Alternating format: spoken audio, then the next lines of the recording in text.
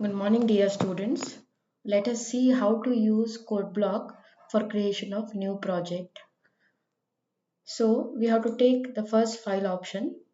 In that we can take new project and let us select console application. Click on go and we have taken C++ as we are going to do C++ programs. So the project title I am giving the lab experiments.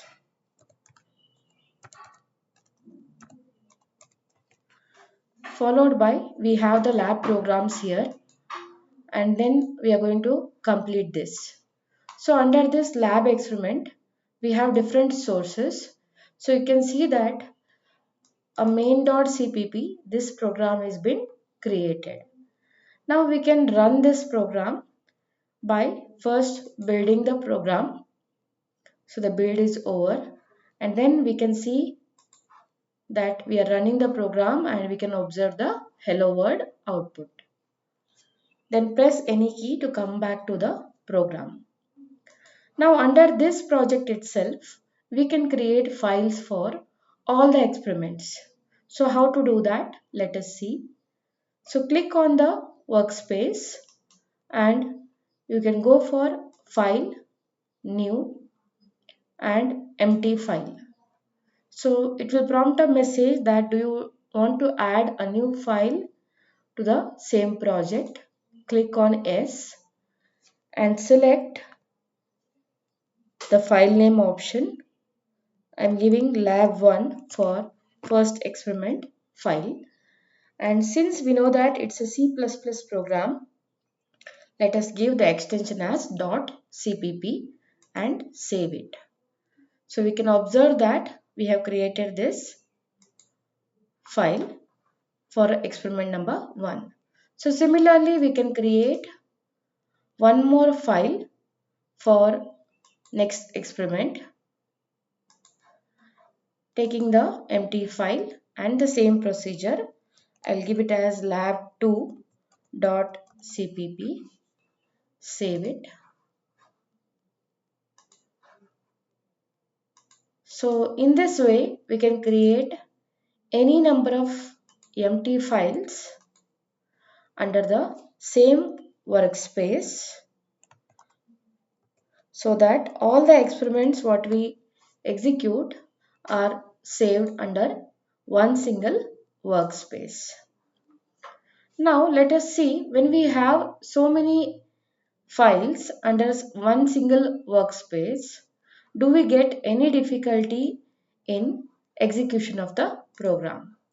So the first one what we have is main.cpp. So we have seen how to build and run this. Now I'll take the same code and I'll paste it in lab1.cpp. Since we have created an empty file, we need to create the code. So I have created already available code here. So if you want, we can make slight changes in this program. Let us create a single variable and assign it with a value and print the value of the variable.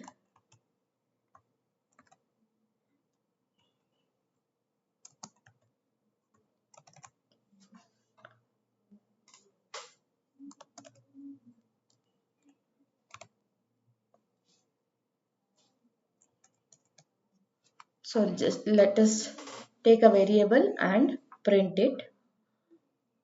Now I will try to build this program.